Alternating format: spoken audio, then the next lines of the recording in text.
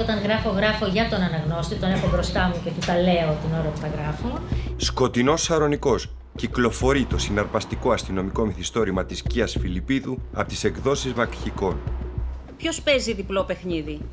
Αν υπήρξε δολοφονία, γιατί δεν έχει βρεθεί πτώμα ή στοιχεία που να οδηγούν σε αυτήν?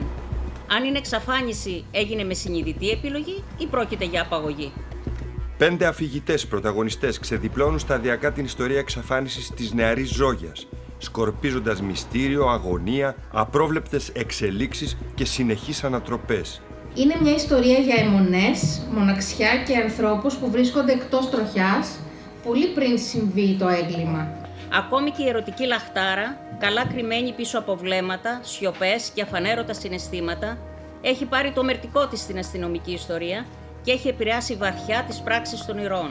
Αθέατοι ανταγωνισμοί, ανάγκη για κυριαρχία και υπέρμετρο μεγαλείο, αλλά και μια ανθρώπινη δίψα για σχέσεις που δεν μπορεί να ανθίσει μέσα σε ένα τέτοιο αρνητικό ψυχικό τοπίο. Όχι μόνο δεν θα ανθίσει, αλλά θα καταστρέψει. Γιατί η αλήθεια έρχεται, αλλά δεν θεραπεύει τα πάντα. Η δικαίωση έρχεται, αλλά δεν εξαφανίζει τον πόνο. Η Ιώ, κεντρική ηρωίδα, η καλύτερη φίλη της Ζόγιας.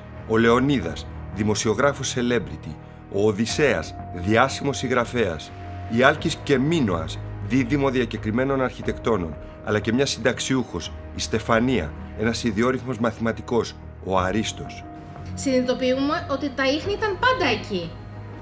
Τα πάντα βρίσκονταν εκεί, μπροστά στα μάτια μας. Η συγγραφέας έσπηρε όλα τα σποράκια της αμφιβολίας, της ανησυχίας, της υποψίας. Τα έσπηρε, βρίσκονταν εκεί. Και όταν περάσαμε εμείς από πάνω τους, απλά δεν τα παρατηρήσαμε.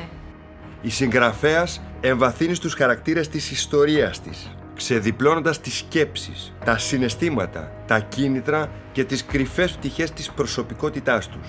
Ένα γεγονός, μια εξαφάνιση όπως ήδη γνωρίζετε, διαταράσσει τις ζωές πολλών ανθρώπων και γίνεται αφορμή να εξελιχθούν σχέσεις, μνήμες και ερωτήματα.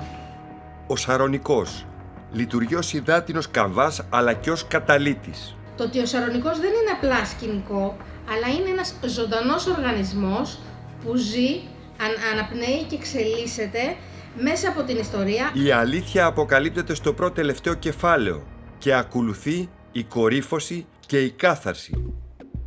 Τούτο, το τρίτο στη σειρά, είναι το καλύτερο βιβλίο της Κίας, όχι μόνο γιατί είναι ένα προσεγμένο συγγραφικό έργο με ιδιαίτερη αφηγηματική δύναμη, αλλά και γιατί το suspense δεν σου επιτρέπει να το αφήσεις χωρίς να συνεχίσεις την ανάγνωση μέχρι την τελευταία του σελίδα. Γράφω αστυνομικό γιατί έχω την ψευδαίσθηση ότι γράφοντας για το κακό το ελέγχω. Σκοτεινός Σαρονικός.